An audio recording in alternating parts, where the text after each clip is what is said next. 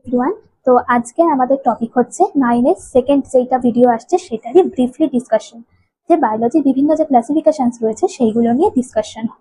তো আমরা উপরেই দিয়ে দিয়েছি যে বায়োলজির কি কি ক্লাসিফিকেশন বা কি কি ব্রাঞ্চেস হতে পারে। তো আমরা দেখতে পাচ্ছি বটানি। বটানি মানে কি? উদ্ভিদ বিদ্যা, যেখানে উদ্ভিদ নিয়ে আলোচনা করা হয়। কিংবা ধর আছে জুওলজি, যেটা নাকি প্রাণীবিদ্যা, যেখানে প্রাণীদের নিয়ে আলোচনা করা হয়। কিংবা এখানে নেই যেটা, সেটার মধ্যে এমন আছে যে এগ্রিকালচার, যেটা নাকি কৃষিবিদ্যা, মানে এখানে কৃষি বিষয়ক আলোচনা করা হয়। কিংবা মাইক্রোবায়োলজি, এটা হচ্ছে অণুজীব বিদ্যা, যেখানে নাকি আমরা মাইক্রোস্কোপিক ব্যাপার যেগুলো আছে, মাইক্রোস্কোপিক জীব যেগুলো আছে সেগুলো নিয়ে স্টাডি করি। এরপর আমরা চলে আসি ইকোলজি বা বাস্তুবিদ্যা, যেখানে কি হয়, যেখানে পরিবেশ নিয়ে আলোচনা করা হয়, মানে আমাদের হোল এনভায়রনমেন্টের ডিসকাশন বা স্টাডি হচ্ছে ইকোলজি। তারপর আমরা চলে আসি নেক্সট আমরা বলতে পারি হচ্ছে তোদের জেনেটিক্সে।